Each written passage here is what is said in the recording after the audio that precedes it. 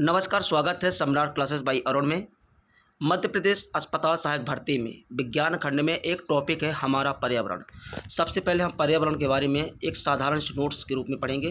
पहले पूरा बेसिक जानेंगे पर्यावरण के बारे में, इसके बाद महत्वपूर्ण ऐसे प्रश्न जो परीक्षा के लिए इंपॉर्टेंट है, ठीक है ना, तो उस पर चर्चा करेंगे। तो आइए शुरुआत करते हैं। उसके पहले यदि चैनल में नए तो सब्सक्राइब जरूर करिएगा ताकि आने वाला वीडियो आपको अपडेट के रूप में मिलता रहे। तो सबसे पहले हम जानेंगे पर्यावरण का अर्थ। पर्यावरण दो शब्दों यानी परि और आवरण से मिलकर बना है, जिसमें अर्थ में बात करें तो परि का अर्थ होता है चारों ओर और आवरण का अर्थ होता है घेरा या आवरण, ठीक है। अर्थात हमारे चारों ओर मौजूद सभी जैविक, जीवित और अजैविक निर्जीव तत्वों का समूह क्या कहलाता है? पर्यावरण कहलाता है। इसके बाद हम पर्यावरण की परिभाषा जानेंगे, ठीक है। इस बार परिभाषा में बात करें तो हमारे चारों ओर उपस्थित सभी जैविक यानी जीवित एवं अजैविक निर्जीव तत्वों तथा उनके बीच होने वाली पारस्परिक क्रियाओं के समुच्चय को पर्यावरण कहा जाता है। अथवा एक छोटी सी शॉर्ट में अगर बात करें जैसे मनुष्य, पशु पक्षी, पेड़ पौधे, जल, वायु, भूमि आदि से मिलकर बने प्राकृतिक परिवेश को पर्यावरण कहा जाता है। तो कुल मिलाकर हमने यहाँ पे दो परिभाषाएं दे दी। कई बार ऐसा होता है कि शॉर्ट में पूछा जा सकता है कि मनुष्य, पशु पक्षी, पेड़ पौधे, जल, वायु आदि भूमि से मिलकर बने प्राकृतिक परिवेश को क्या कहा जाता है। अब उसमें से कई सारी परिभाषाएं के ऑप्शन दे दी जाएंगे तो क्या कहलाएगा? वो पर्यावरण कहलाएगा। इसके बाद पर्यावरण के घटक की बात करें तो जो दो प्रकार के क्या होते हैं, ये घटक होते हैं। कौन कौन से? पहला होता है जैविक, दूसरा होता है अजैविक। जैविक घटक में बात करें तो सभी जीवित प्राणी जैसे मनुष्य, पशु पक्षी, पेड़ पौधे एवं सूक्ष्म जीव, ये क्या कहलाएंगे? जैविक घटक।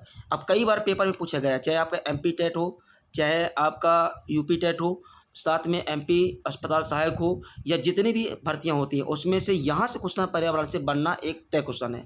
कई बार ऐसा होता है कि यहाँ से तीन ऑप्शन इसके दे दिए जाते हैं, एक ऑप्शन यहाँ से पूछा जाता है बताइए कि अजैविक घटक कौन सा है इसमें, है ना। तो अजैविक घटक में कौन कौन से आएंगे? जो सभी निर्जीव तत्व हों जैसे जल, वायु, भूमि, प्रकाश, तापमान, ये सब क्या है? अजैविक घटक हैं। इसके बाद इसमें एक टॉपिक है परितंत्र, इकोसिस्टम। कई बार पेपर में पूछा गया है, इसकी परिभाषा पूछी गई है, इसका अर्थ पूछा गया है। तो आइए देखते हैं। जीवित प्राणियों जैसे पौधे, पशु, सूक्ष्म जीव आदि तथा उनके आसपास के अजैविक पर्यावरण जैसे जल, वायु, मिट्टी, प्रकाश आदि के बीच होने वाली पारस्परिक क्रियाओं से बनने वाली व्यवस्था को परितंत्र कहा जाता है, ठीक है ना। जैसे वन, तालाब, घास का मैदान आदि। एक लाइन में बात करें शॉर्ट में, जीवों तथा उनके पर्यावरण के बीच पारस्परिक संबंधों से बनी कार्यात्मक इकाई को क्या कहा जाता है? पारितंत्र कहा जाता है। अगला प्रश्न है,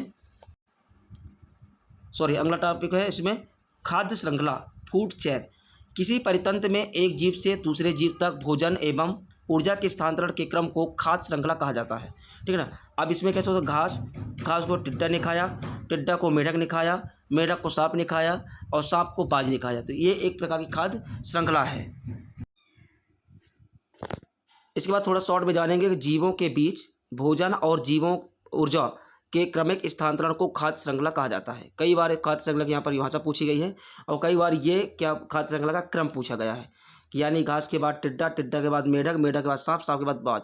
ये बिल्कुल क्रम याद कर लीजिए। इसके बाद खाद्य जाल की बात करें तो कई खाद्य श्रृंखलाओं के आपस में जुड़कर बनने वाले जाल को खाद्य जाल कहते हैं। एक लाइन में बात करें तो अनेक खाद्य श्रृंखलाओं के परस्पर जुड़ने से बना नेटवर्क खाद्य जाल कहलाता है। इसके बाद नया टॉपिक इसमें पोषण स्तर की बात करें तो खाद्य श्रृंखला में जीव जिस भोजन स्तर पर स्थित होता है उसे पोषण स्तर कहते हैं। यानी शॉर्ट में बात करें तो खाद्य श्रृंखला में जीवों की भोजन प्राप्त करने की स्थिति को पोषण स्तर कहा जाता है। उदाहरण के लिए जो प्रथम पोषण स्तर क्या कहलाएगा? घास, ठीक है ना। दूसरा टिड्डा, तीसरा कहलाएगा मेढक, चौथा कहलाएगा सांप और पांचवा कहलाएगा बाज। ये इसका क्रम है, पूरा याद करना पड़ेगा आपको, ठीक है ना।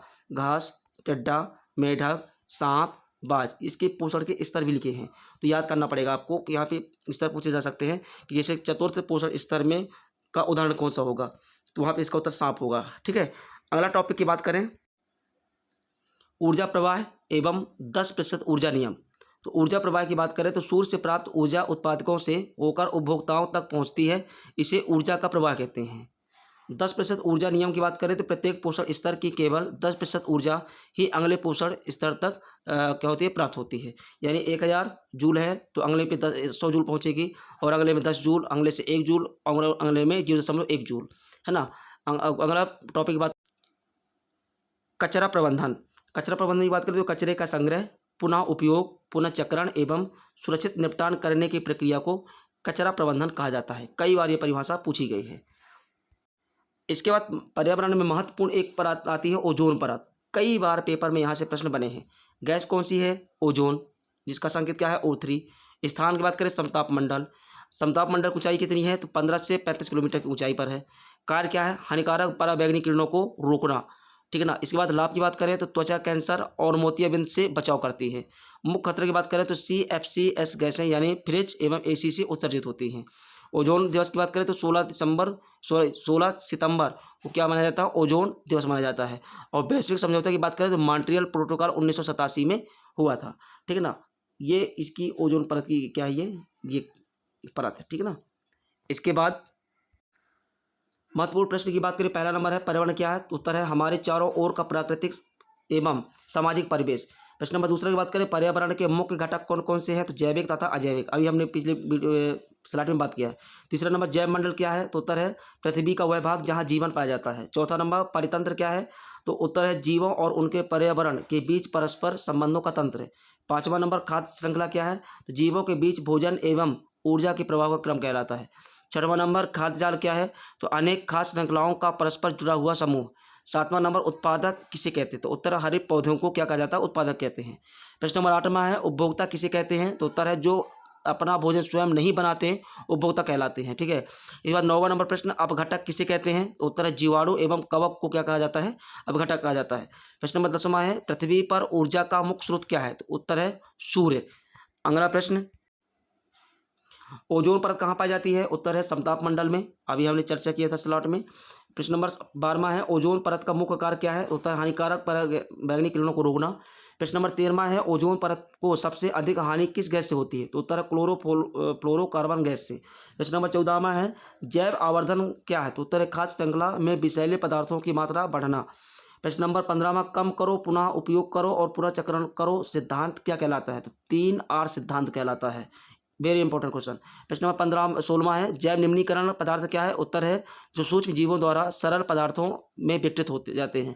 प्रश्न नंबर 17वां है अजैव निम्नीकरण पदार्थ क्या है? उत्तर है जो प्राकृतिक रूप से विघटित नहीं होते हैं, ठीक है। प्रश्न नंबर 18वां प्लास्टिक किस प्रकार का पदार्थ है? उत्तर है अजैव निम्नीकरण पदार्थ है। प्रश्न नंबर 19वां है पर्यावरण संरक्षण का सबसे सरल उपाय क्या है? उत्तर है वृक्षारोपण। प्रश्न नंबर 20वां है जैव विविधता का अर्थ क्या है? उत्तर है जीवों की विभिन्न प्रजातियों की विविधता। प्रश्न नंबर 21वां है वन जीवों का संरक्षण क्यों आवश्यक है? उत्तर है परितंत्र का संतुलन बनाए रखने के लिए। प्रश्न नंबर 22वां है विश्व पर्यावरण दिवस कब मनाया जाता है? उत्तर है 5 जून को। प्रश्न नंबर 23वां है ओजोन संरक्षण दिवस कब मनाया जाता है? उत्तर है 16 सितंबर को। प्रश्न नंबर 24वां मॉन्ट्रियल प्रोटोकॉल कब लागू किया गया था? उत्तर 1987 में। प्रश्न नंबर 25वां परितंत्र का संतुलन किस पर निर्भर करता है? तो उत्तर जीवों की परस्पर निर्भरता पर। प्रश्न नंबर 26वां हरे पौधों को क्या कहा जाता है? उत्तर है स्वपोषी।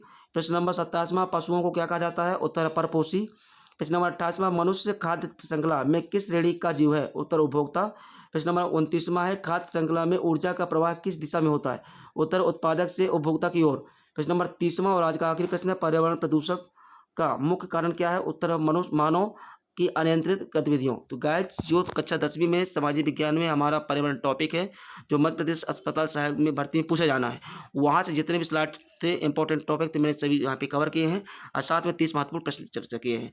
ऐसे वीडियो देखने के लिए चैनल को सब्सक्राइब करें, शेयर करें ताकि आने वाला वीडियो आपको अपडेट रूप में मिलता रहे। धन्यवाद।